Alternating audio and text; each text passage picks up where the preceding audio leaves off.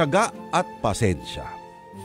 Yan daw ang kailangan kung ikaw ay magpapatubo ng mangga. Dahil maraming nagsasabi na ang puno ng mangga ay napakabagal mamunga. Ang bilang ng taon na hihintayin bago matamaso ang unang-unang mapipitas na prutas ay hindi bababa sa 5. Pero gaya ng maraming bagay sa mundo, mabubuting pabuya naman at biyaya ang nag-aabang sa nagtsatsaga. Sa mundong napakabilis ng galaw ay bibihira na ang marunong tumanaw at munawa sa mga leksyon na tinuturo ng lupa. Sa materyosong daigdig ay napakahirap pahalagahan ng mga bagay na hindi agad tanaw ng mata. Pero mga kapatid, maraming matututuhan ng dalagang ating makikilala ngayong Huwebes ng umaga. Siya si Althea ng barangay San Diego sa isang probinsya. Ang tanging pamana sa kanya ng pumanaw na ina at ama ay ang taniman ng mangga. Kung ano ang kanyang mauunawaan mga kapatid, yan po ang kwentong ating susundan. Atin na pong simulan ang dulang sinulat ni Miss Jean Servano, Kapag Hinog na ang Bunga.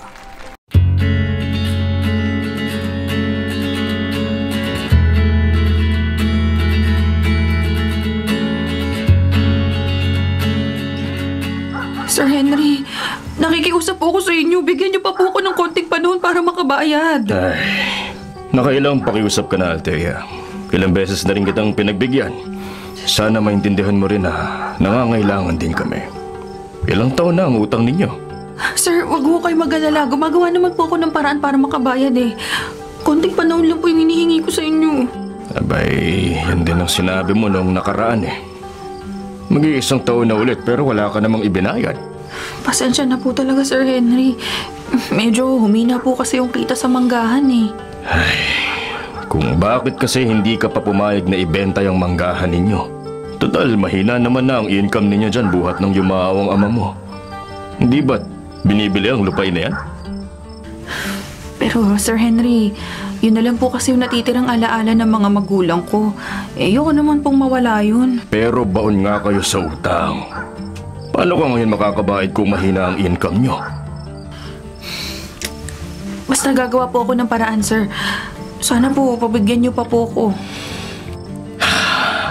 Ano pa nga ba ang magagawa ko? Alangang pigain kita eh. Wala naman akong mapipiga sa'yo. 3 buwan. Sana sa loob ng 3 buwan ay makalikom ka ng pambayad. Sige po. Maraming salamat po, Sir Henry, ha? O siya, sige na. Makakalis ka na at marami pa akong gagawin. Sige po, salamat po ulit.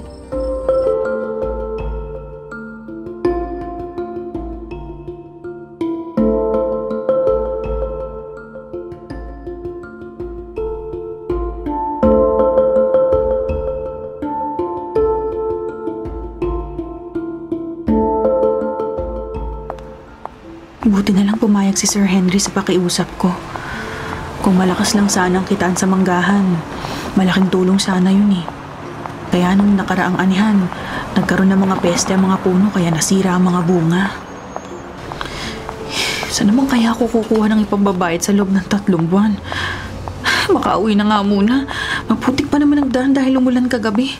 Baka madulas pa ako nito. Walang yung kaskaserong driver. Alam mo namang maraming tubig sa malubak na bahagi ng daan. Hindi ka man lang nagdahan-dahan. Walang modo! Pasensya na, miss! Ayaw mong gumilit eh. Hindi mo ba nakikitang nasa gilid na ako? Wala ka talagang modo?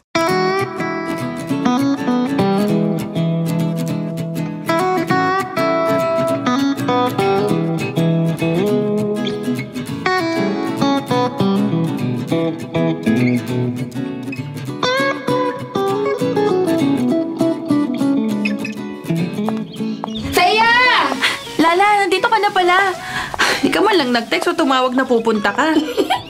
Siyempre, no? Para surprise. At saka, hindi ka na nasanay sa akin. Palagi naman akong bumubulaga rito sa mansyon mo. Nakamansyon ka naman dyan, as if ang laki-laki nitong bahay. Malaki naman talaga itong bahay ninyo. Lalo na't mag-isa ka nalang nakatira. Teka, bakit ganyan itsura mo? Bakit basa ang buhok at ang suot mo? Ay, nako. May walang modong driver na nagpasibad ng kotse niya dyan sa daan. Habang naglalakad ako, tinalsikan pa ako ng tubig. Dahil ang lakas ng ulan kagabi, di ba? Ano? At sino naman kaya ang walang hiyang gumawa niyan sa'yo? Nakita mo bang sakay ng kotse? Hindi ko nga namukaan naka-shades. Pero sa hilat siya pa lang niya, halatang mayabang. Porket nakakotse, wala silang pakialam sa nadadaanan nila. Ay naku, marami talagang langaw sa mundo, no? Mga filingerong lalaki. Oh, siya. Tara na, pumasok para makapagbihis ka na. Ay nako, mabuti pa nga. Dito ka na matulog sa bahay tonight, ha? Oo naman.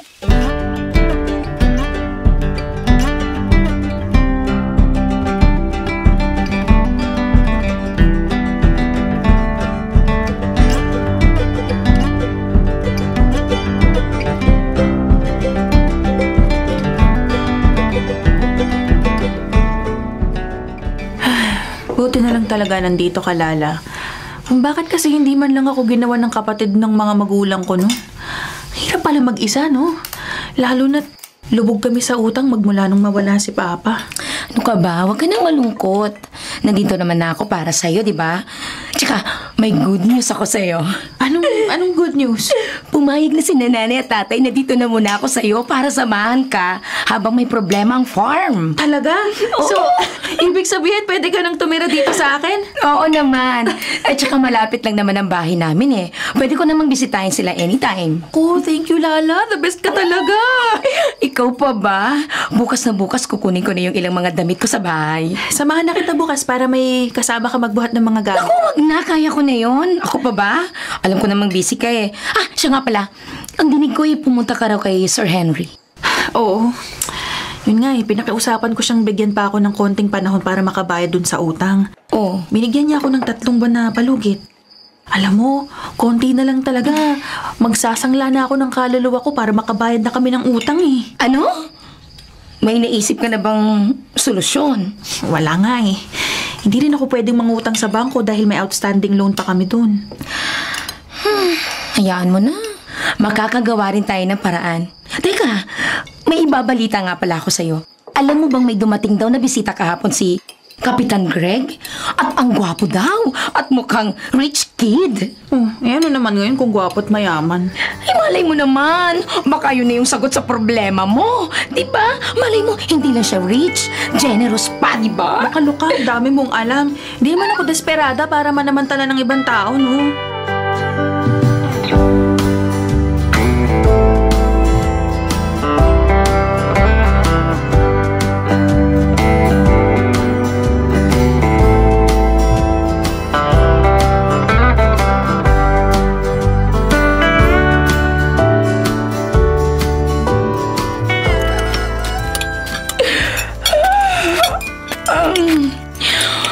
Ba, Teya, ang aga mo namang nagising. Naputol tuloy yung panaginip ko. Ay, di mo mali ka sa pagtulog. Ba't kasi gumising ka? Eh, syempre no, naririnig ko ang mga kalansing dito sa kusina. Tapos, naaamoy ko pa yung napakasarap na aroma ng kape mo. Sira. Sanay lang talaga akong magang nagigising. Sige na, dadaan muna ako dun sa manggahan pagkatapos pupunta akong barangay, okay? Magre-renew ako ng permit nitong farm. Ganon? Samahan na kita? Wag na. Diba sabi mo, kukuha ka ng gamit sa bahay niyo? Eh, mamaya na lang na hapon yun. At baka, malay mo naman, makita natin yung bisita ni Kapitan. Yung gwapong mayaman. Sasama ka lang yata dahil dun sa bisita ni Kapitan eh. Sige na, Thea. Malay mo rin, siya na ang makakapagpatibok ng puso mong bato. Naku, Lala, tigilan mo ako aga-aga. Joke lang, pero pwedeng tutuhanin.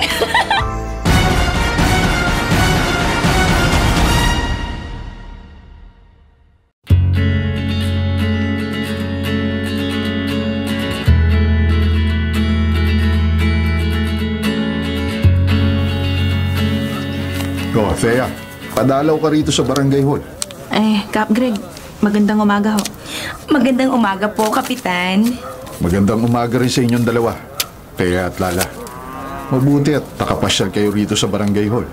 Oo, Kapitan. Nandito ba ako para mag-renew ng business permit ng mango farm namin? Aba, Thea, alam mo namang hindi kita tatanggihan. Lalo na't matagal nang kilala ang pamilya ninyo sa barangay. Pero ano ho, Kapitan Greg? Pero hindi ba't usap-usapan na noong nakaraang taon ay mahina ang kita ng farm ninyo? Oo nga ho, Kapitan eh. Nagkaroon kasi ng peste nung nakaraang anihan. Pero ginagawa ko naman po lahat ng paraan para maibangon yung mango farm namin. Alam mo, may isang investor na nagtatanong sa akin kahapon. Interesado raw siya sa mga farm dito sa bayan natin. Mukhang matulungin naman. Gusto mo bang ipakilala kita sa kanya? Nako, Kap, salamat ho sa alok nyo pero hindi po ako interesado sa pagbebenta ng lupa namin. Hindi naman kita pinipilit na ibenta mo, Iha.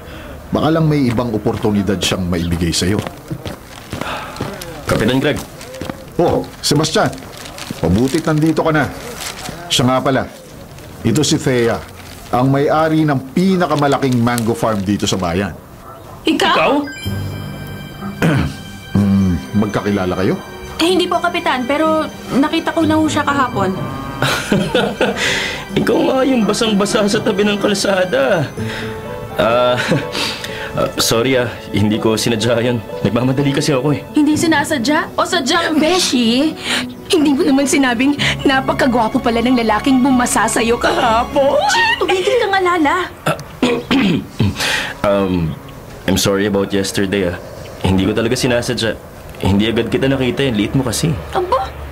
Oh, Shasha. Kumalma na kayong dalawa. Hindi ko alam na magkakilala na pala kayo. Thea, siya ang sinasabi ko sa yung investor na interesado sa lupa ninyo. Ho?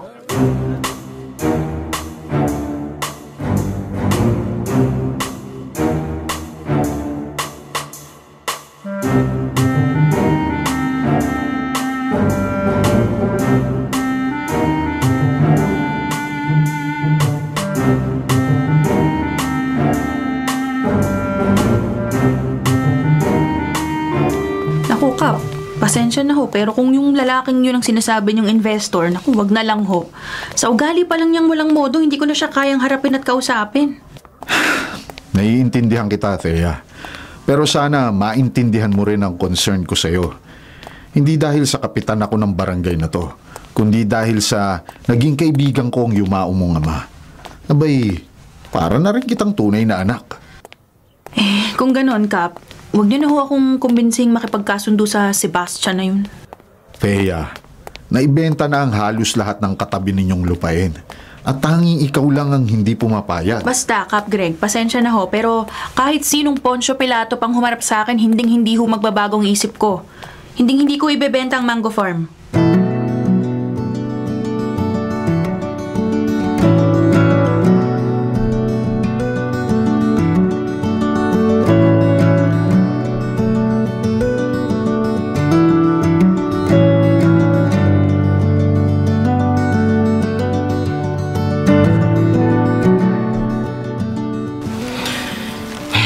Hindi ko alam kung bakit ipinagpipilitan mo pang hawakan ng manggahan na yun, Miss Villanueva.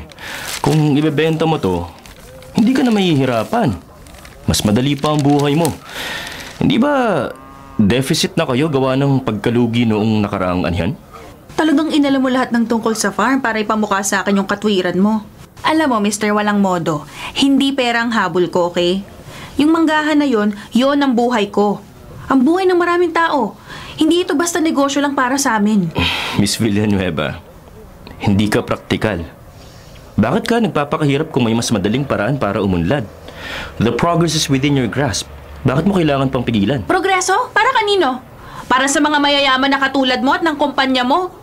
Alam mo ba kung ilan ang umaasa sa manggahan na to? Ilan ang pamilyang nakakakain dahil dito? Hindi mo alam dahil hindi mo kailanman naiintindihan ang halaga ng lupa na to. Akala mo ba hindi ko naiintindihan? Hindi mo lang nakikita yung bigger picture eh. Ang turismo at commercialization, hindi lang to para sa mayayaman. Magbibigay ito ng mas maraming trabaho sa mga tao mo. Mas malaking sweldo. Mas magandang buhay. Mas magandang buhay. Kung kayo na mayayaman ng may control, kami ang mawawalan. Hindi to basta-bastang lupa lang. Dito ako lumaki at dito namatay ang mga magulang ko. Hindi ko ibebenta ang taniman para lang mapalitan ng mga hotel at mga golf course na yan. At yan ang dahilan kaya hindi ka umuunlad, Miss Villanueva. Masyado ka kasing nakatali sa nakaraan eh. Umiikot yung mundo mo pero ikaw, nakakulong ka pa rin sa lumang pananaw. Kung kailangan kong itapon ng mga pinahalagahan ko para lang umusad, mas pipiliin ko na lang na maiwan. Ay, ang tibay din ng paniniwala mo. Pero, alam mo, darating ang araw, mauubos din ang pasensya mo. At kapag hindi mo na kaya, nasaan ka na lang? Sa isang farm na nauubos na ang pera. Isang lupang nilamon na lang ng problema. Mas gusto ko yon kaysa sa pagiging isang taong hindi alam kung anong tunay na mahalaga.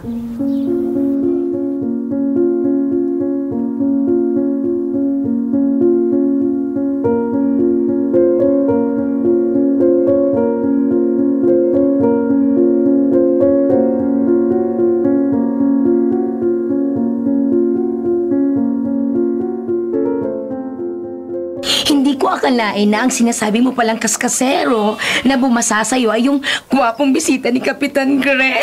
Ay, Lala, tigil-tigilan mo nga ako. Kilig na kilig ka sa walang modong lalaking yon. Hindi mo ba naiintindihan na nandito siya para kumbinsihin tayong ibenta yung lupa? Ito naman, hindi naman biro. Siyempre, hindi ako papayag na mawala sa'yo yung farm, no? Pero ano nang yun ang gagawin mo? Lalo na't kailangan din natin ng pondo para sa mga taon na nagtatrabaho sa farm. Hindi ko rin alam. Pero gagawa pa rin ako ng paraan. Kung kailangan ko ulit mangutang, gagawin ko. Pero girl, lubog ka pa sa utang. Remember? Paano ka pa makakautang yan? Ewan, hindi ko alam. Basta, bahala na.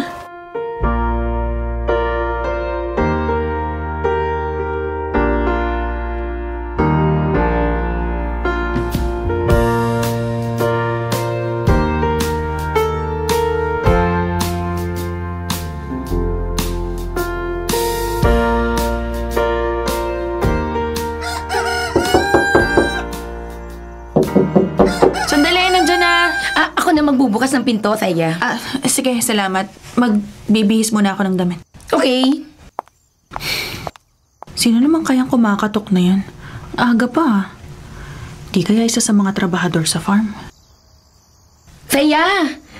May bisita tayo. Sinong... ikaw?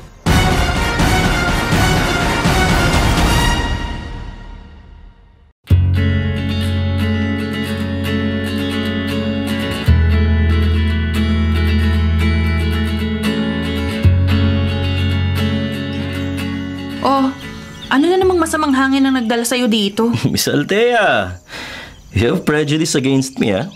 Paano mo naman nalaman ang totoong pangalan ko, Aber? Kay Kap Greg.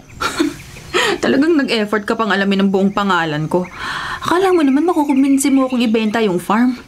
Alam mo, kahit bigyan mo pa ako ng ilang milyon, hindi ko ibebenta yon. Kaya makakalis ka na. Hindi ako nagpunta rito para lang kumbinsihin ka tungkol sa mango farm niyo, okay? I'm here to sincerely apologize about what happened the other day. Kaya, Miss Villanueva, I'm really sorry. Nagmamadali lang kasi ako nun.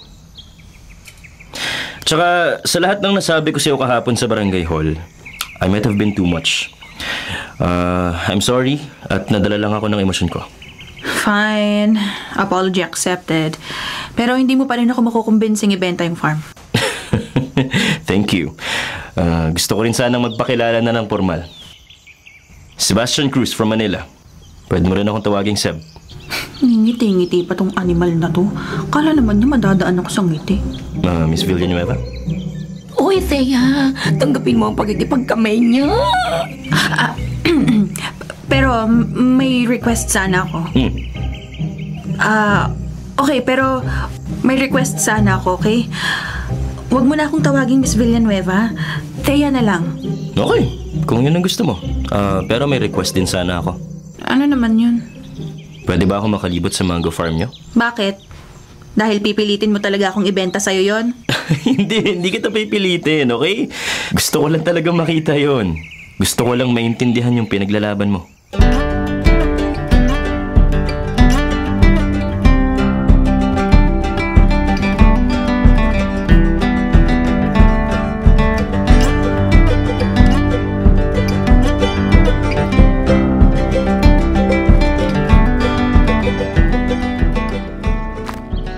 ko akalain na ganito kalawak ang mango farm nyo.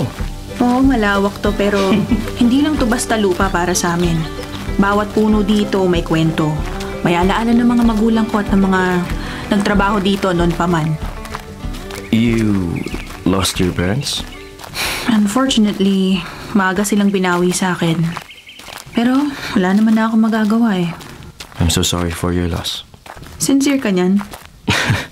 Mukhang hindi mo pa rin talaga ako mapapatawad sa nangyari ng isang araw, no? Pati sincerity ko, question mo eh. I'm sorry. Bigla ko lang kasing naalala eh.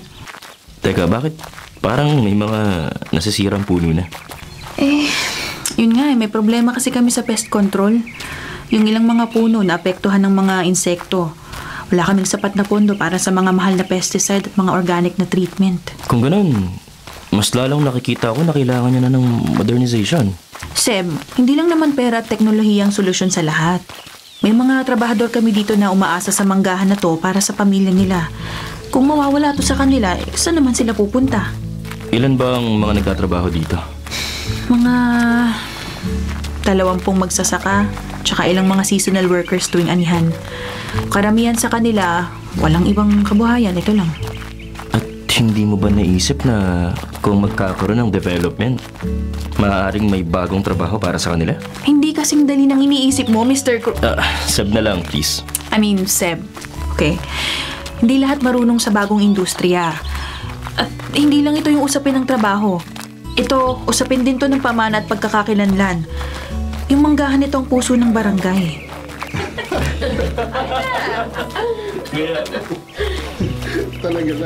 Hindi ko akalain na ganito ang sitwasyon dito.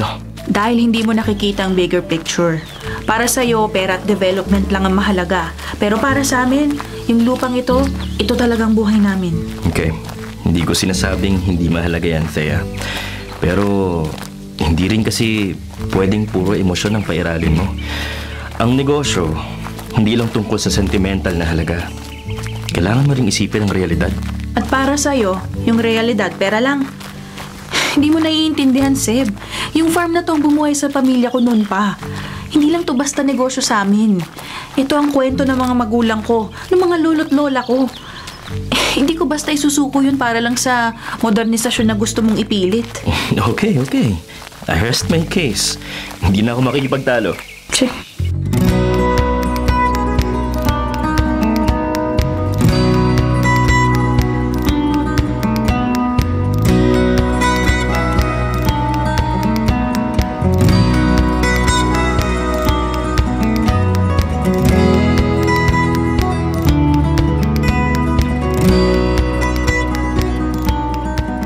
Maraming salamat sa paglibot mo sa akin sa mango farm niyo.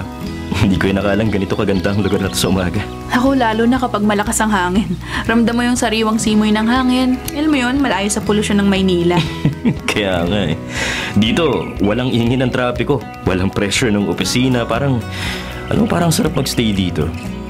Ikaw pa ba yung Sebastian Cruz na rational at business-minded? Ako hindi ko inasahang may ganito ka palang side, ha? Pero na-realize ko lang bigla na minsan kailangan mong lumayo sa ingay para makita mo ang mas mahalagang bagay. Ibig bang sabihin nito, nakikita mo na kung ano yung pinaglalaban ko? Malinaw na sa akin ang pinanggagalingan ng prinsipyo mo, pero sana subukan mo rin akong pakinggan. Hindi naman masama ang intensyon ko.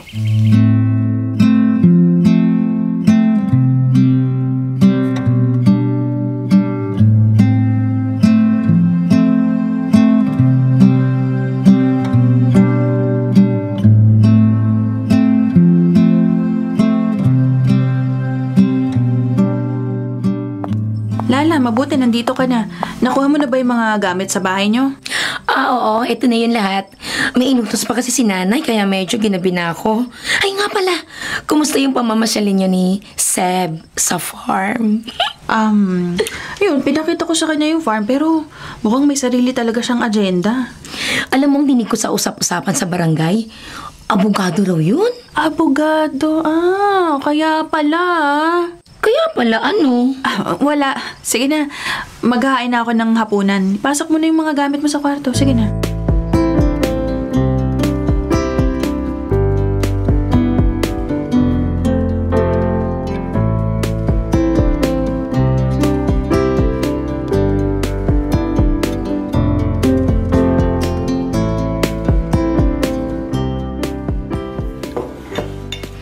Fiesta na pala sa barangay next week. Anong balak mo, girl?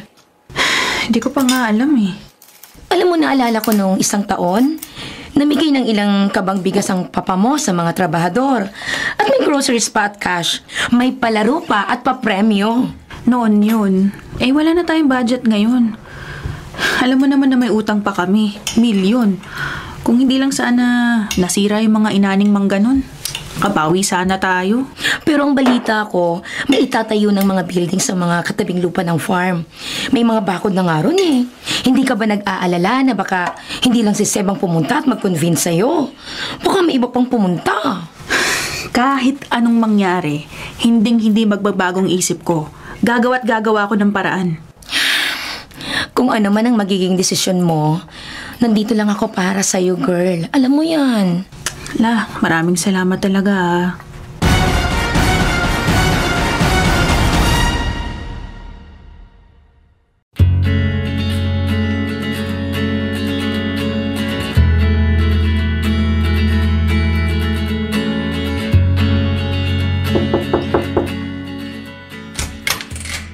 Ikaw na naman? Miss Villanueva!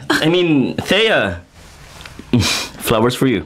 At para sa naman tong mga bulaklak? I just realized na nung pumunta ako para mag-apologize sa'yo, wala man lang kasi akong dalang kahit ano eh. Hindi naman kailangan to eh. Sayang lang oh, malalanta. Hindi, okay lang. Gusto ko lang talagang bigyan ka ng bulaklak. Ma'am Thea! Ma'am Thea! Kuya Lito, bakit ho kayo humahangos ng takbo? Kasi ma'am, may pumunta sa manggahan at balak nilang putulin ng mga puno. Ano? Sino naman yun? Ang mabuti pa ma'am, pumunta na lang kayo ron.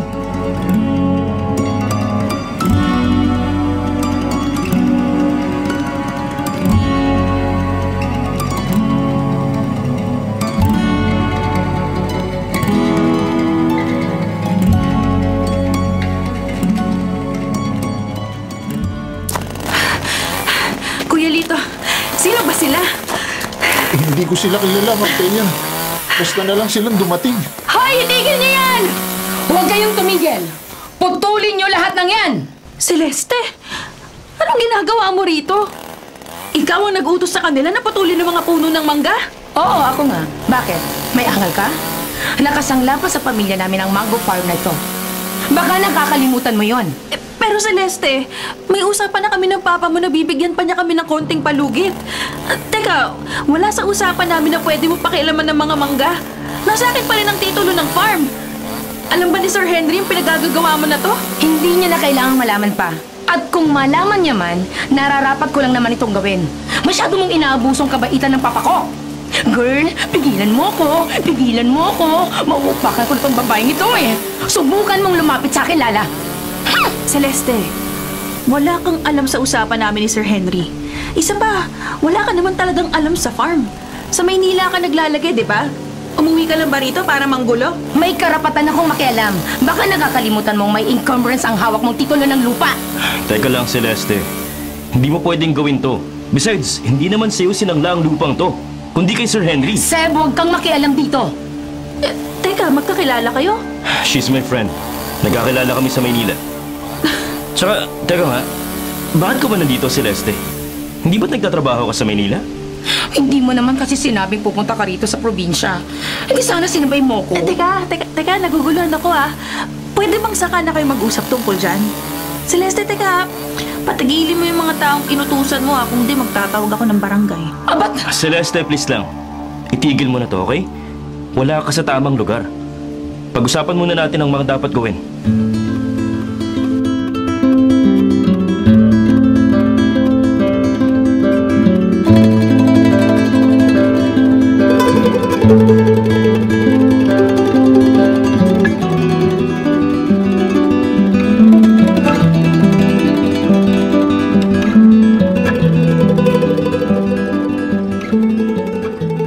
Maraming salamat sa pagtatanggol mo sa farm kanina. Kung di dahil sa'yo, baka hindi ko napigilan yun si Celeste. Napaka-spoiled brat kasi ng babaeng yun eh. Mula noon hanggang ngayon, ang hilig magbida-bida, kaloka. Pagpasensyahan niyo na si Celeste, ah. Hayaan niyo at kakausapin ko siya. Isa pa, wala naman talaga siya sa lugar kaya kahit sino pa ang madehado, ipagtatanggol ko laban sa kanya. Kahit na kaibigan mo siya? Ang tama ay tama, Thea. Ang mali ay mali. Pero salamat ha. Seb, fiesta na ng barangay next week. At dito sa farm may kaunti kaming salo-salo. Pwede ka bang pumunta? Lala, tumigil ka. Girl, ano ba? Huwag ka nang umangal. Mabait naman siya eh.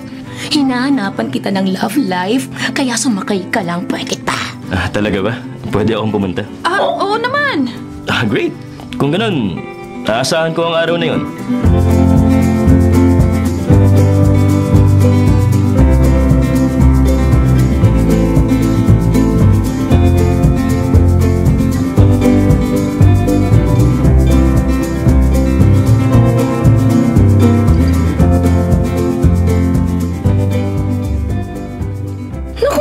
Ano kayong pumasok sa kokote ni Celeste at ginawa niya yun sa farm?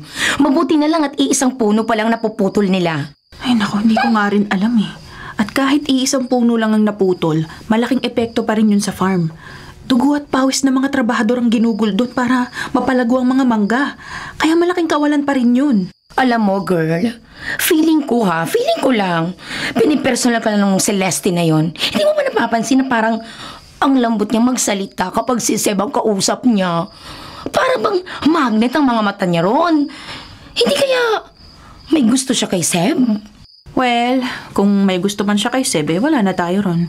Basta wag lang niyang pakikialaman yung farm. So, sinasabi mo lang yun eh. Talaga bang hindi ka apektado? Hindi. Kala mo, hindi ko nakita ang pagtwinkle ng mga mata mo nang pinagtanggol ka niya, ha? At yung mga bulaklak na ibinigay niya. Nag-effort ka pang ilagay sa face. Ano ba? Siguro nasusobrahan ka na dyan sa mga pinapanood mong mga drama. Ang layo ng imagination mo eh. Ano ko sa'yo? Kakakilala ko lang kay Seb. Oo. Ito magkakagusto dun. Ikaw talaga. Ikaw ang may sabi niyan. Hindi ko naman sinabing may gusto ko sa kanya. Ang sabi ko lang, girl, kung hindi ka affected sa gestures niya, diba? Teka muna. Uy! Aminin! Na-touch ka sa kanya, no? Anong na-touch ka? Tigilan mo ko, Lala. Matulog na tayo. Dami mong iniisip. Ewan ko sa'yo. Touch ka pa dyan.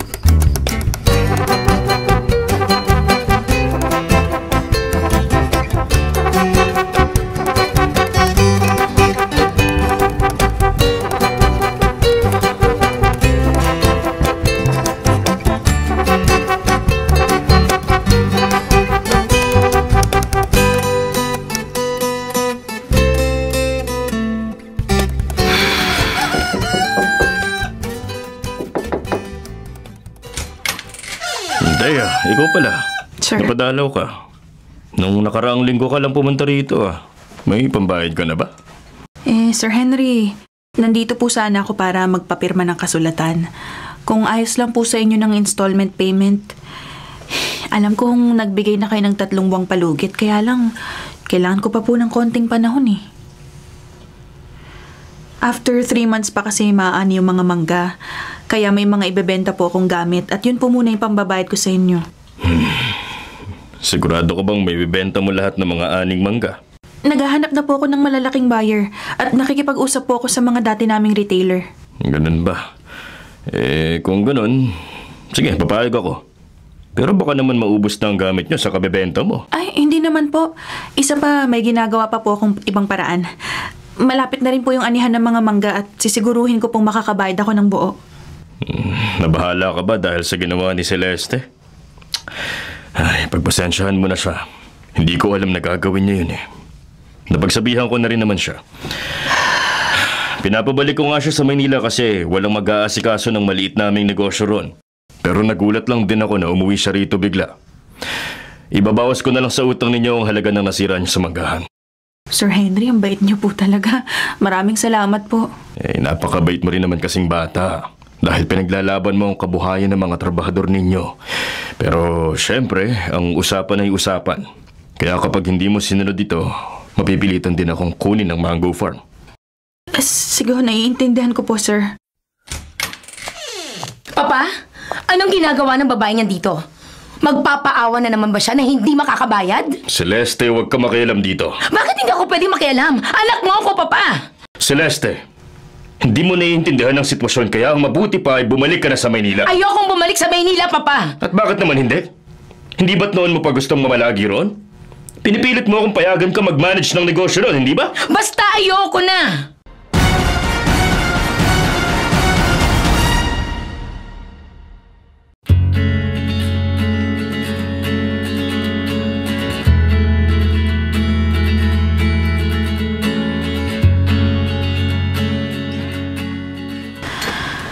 Mabuti na lang talaga pumayag si Sir Henry sa payment arrangement. Kahit medyo maliit lang ang may babayad ko sa kanya kada buwan. Gagawan ko na lang ng paraan na maibenta lahat ng mga anihing mangga. Mula kasi nang masira ang karamihan sa mga mangga namin nung nakaraang anihan, nag-pull out na yung mga ibang regular buyers at retailer namin. Kaya, ayun, maraming nabulok na mangga na hindi naibenta. Thea, sakay na! Oh, Seb! Anong ginagawa mo rito? Napadaan lang ako. Sakay na. Hatid na kita sa inyo. Naku, wag na. Baka nakakaabala lang ako sa'yo. Hindi. Kailan ka naman naging abala, ha? Sige na, sakay ka na. Naku, sige.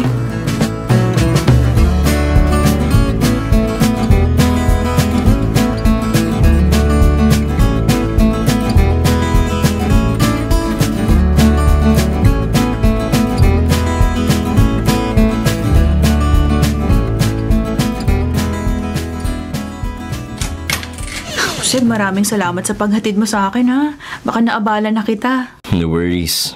Marami nga akong utang sa'yo, eh. Utang?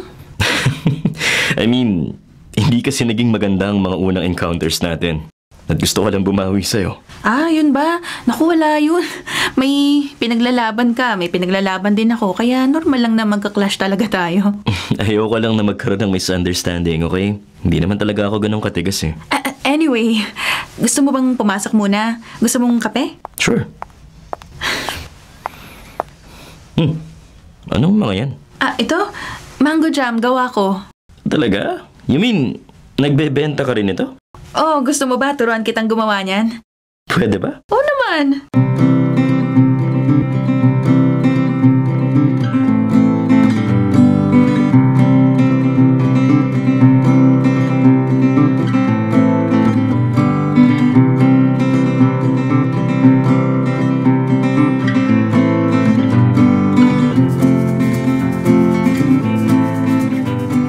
Lala, nakakain na ba lahat ng mga trabahador natin? Oo naman, kanina pa. Naipamigay ko na rin yung mga regalo mo para sa kanila. Salamat. Ikaw ha? Pati ang mga paborito mong bag, ibinenta mo. Para lang may panggastos ka rito. Baka naman mamulubi ka na niyan. Hindi ko naman kailangan yung mga bag na yun eh. Hayaan mo na. Tsaka maliit na halaga lang naman yung ginastos ko para dito.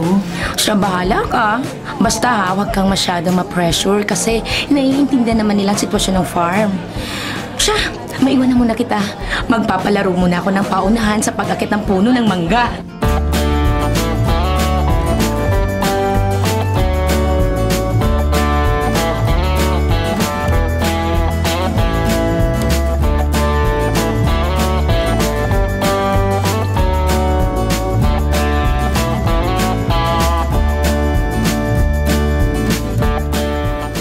Maraming salamat ulit sa pag-invite mo sa akin dito. Sobrang nag-enjoy ako. Mabuti naman, nag-enjoy ka.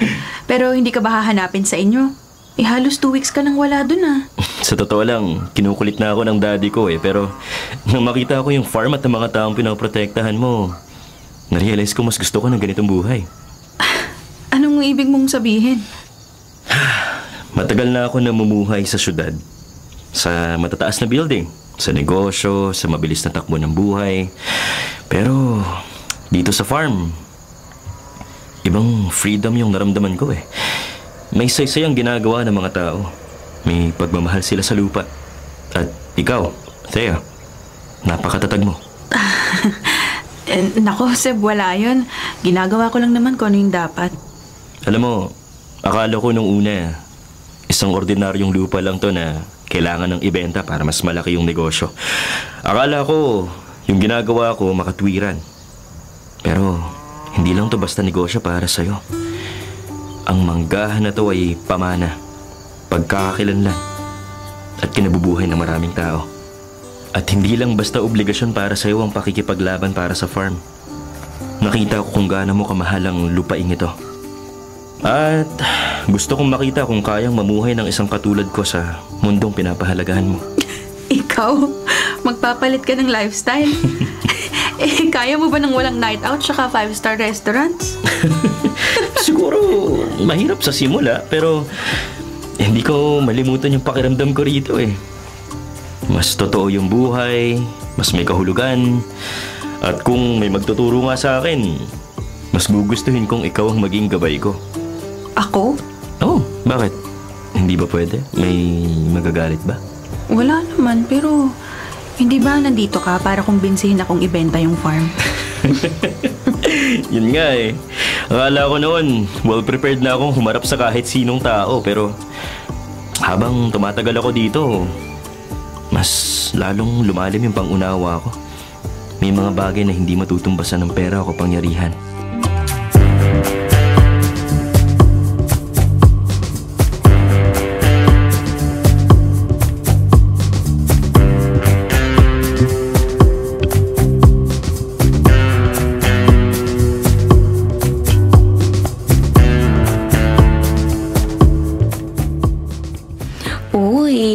Parang iba na yung closeness ninyo ni Seba. Huwag mong sabihin, nagkakagusto ka na sa kanya. Tumahimik ka dyan, close ka dyan. Close mo yung mouth mo, nakakahiya dun sa tao. Sus, bakit ka naman mahihiya? Mukhang mutual naman ang feelings. Hindi mo ba talaga napapansin parang iba siyang tumingin sa'yo, Day? Ako, walang iba. Guni-guni mo lang yun. Saya, Lala! Ay. Sorry, napasarap yung kwentuhan ko sa ilang trabahador eh. Uwi ka na ba? Uy, makatabi ka naman sa tao. Oo. Medyo magagabi na rin eh. I have to make some calls pag uwi. Ma'am Thea! Ma'am Thea! Kuya Lito, bakit? Yung manggahan! Bakit? Anong nangyari? Yung manggahan po nasusunog! Ano?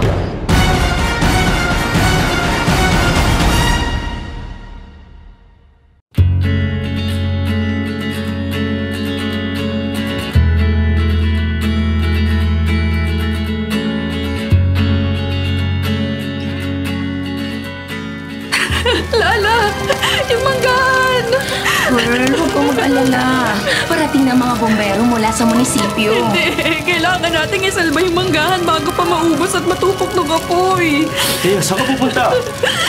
Huwag ka lalapit sa apoy. Wala na tayong magagawa kundi hintayin ang mga bombero. Pero Seb, itong manggahan na itong buhay ng lahat na magsasaka dito. At kung mawawala to, anong mangyayari sa kanila? Anong mangyayari sa amin? Oo, ayun na yung mga bombero. Ay, hindi ko alam kung may lakas pa ako para dito. Andito lang ako, okay?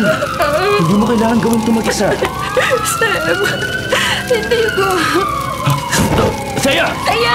Anong nangyari sa'yo? Saya! Hinamatay siya. Dali natin siya sa ospital. Bilis!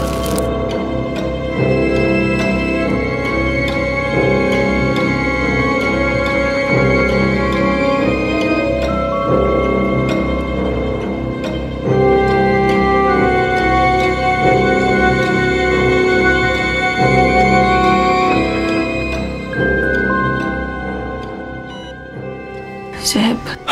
Thea, thank God you're awake. Nag-alala kaming lahat sa'yo. Teka, nasa ospital ba ako? Oo, girl. Inimatay ka kagabi. At ngayon ka lang nagising. Siguro dahil na rin sa gamot. Yung farm. Anong nangyayari sa farm? Thea, kumalma ka muna, okay? Naapula na yung apoy kagabi pa. Gano'ng kalaking napinsala? Huwag ka munang bumangon. Mahina ka pa eh. Malaki yung nasira, pero hindi naman lahat. May mga natira pang ilang puno at may pag-asa pa. Kaya magpahinga ka na lang dyan. Magpalakas ka. Nalaman ba nila kung sino yung may gawa? Sino pa ba? Si Celeste. Umamin na yung taong inutusan niyang sunugin ang manggahan. At isa pa, may ebidensya laban sa kanya. May nakakita sa kanyang bumibili ng mga gasolina. Marami. Ano? Si Celeste? Oo. At may nakakita rin sa kanya malapit sa manggahan. Nakakotse. Hindi ko akalaing magagawa ni Celeste yon.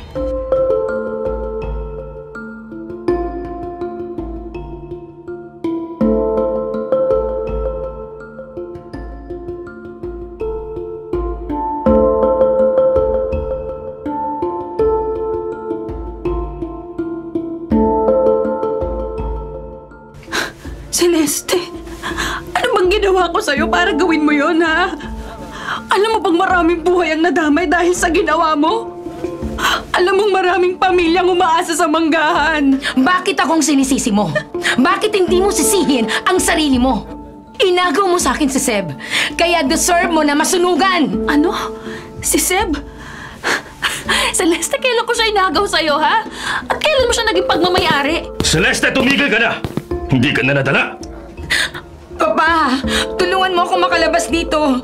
Hindi ako dapat makulong. Kailangan mong pagbayaran ng ginawa mo, Celeste. Teka, Iya. Pwede ba tayong mag-usap? Sir Henry, malaki ang kasalanan ni Celeste kaya kailangan niyang magbayad. At kung yun pong ipakikiusap niyo sa akin, pasensya na po pero hindi ko po kayo mapagbibigyan. Alam ko yun, Iya. Ginawa mo ang lahat ng makakaya mo para maisalba ang mango farm ninyo. Kaya alam kong masakit to para sa'yo na napunta lang sa wala ang mga ipinaglalaban mo. Pero bilang ama ni Celeste, hindi naman pwedeng wala akong gawin. Anong ibig niyong sabihin, sir? Iya, kung maaari sana, babayaran ko na lang ang lahat ng napinsala sa manggahan. Pati ang mga utang ng pamilya ninyo, i-offset ko na. Iurong mo lang ang kaso laban sa anak ko.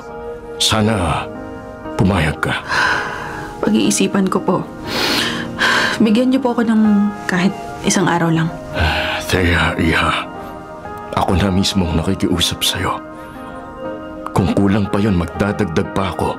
Sabihin mo lang, iurong mo lang ang demanda laban sa anak ko. Pagkatapos nito ay ipapadala ko na rin siya sa Maynila para hindi na siya gumawa pa ng gulo rito.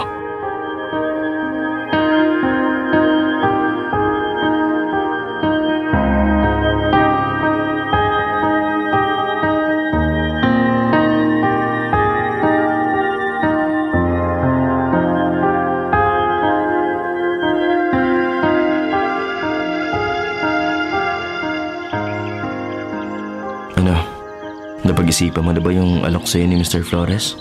Sa totoo lang, gusto ko talagang pagbayaran si Celeste sa ginawa niya eh. Pero iniisip ko rin na kailangan kong isalba tong manggahan. At siguro, blessing in disguise na rin yung nangyari dahil mawawala na yung mga utang namin. Kaya parang mas okay na rin na tanggapin ko na lang yung offer ni Sir Henry. Alam mo, hindi naman na ako lugi ron eh. May babangon ko pa nga tong mango farm. Alam mo, hanga talaga ako sa'yo. Bakit? Kasi mas tinitignan mo ang positive side kahit hindi na maganda ang mga nangyayari. That's why you're thriving. Seb. Huwag kang mag-alala. Ano man ang desisyon mo, susuportahan kita. Isa pa, kahit konting panahon ko lang kayong lahat nakilala, naging magaan na ang loob ko sa inyong lahat. Maging sa mga trabahador. At dahil dyan, hindi ko rin hahayaan na mawalan sila ng trabaho. Ako mismo ang mag-i-invest sa manggahan. Gagawin natin tong mas malakas pa sa dati. Ibig mong sabihin? Yes, Thea. Hindi na kita i-convince na ibenta pa ang farm. Kasi nakita kong mas mahalaga to kaysa kung ano pa man ang itatayo rito. At kung kailangan mo ng abogado, I'm here for you. Para ipaglaban ang farm. Salamat, Seb. Maraming salamat. Walang anuman. Ang totoo niyan, nagpapasalamat din ako sa iyo eh. Dahil binago mo yung pananaw ko sa buhay.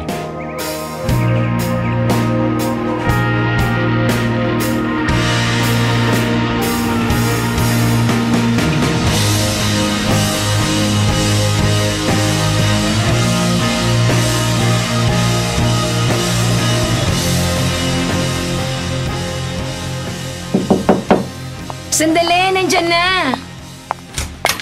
Oh, Seb, napadalaw ka.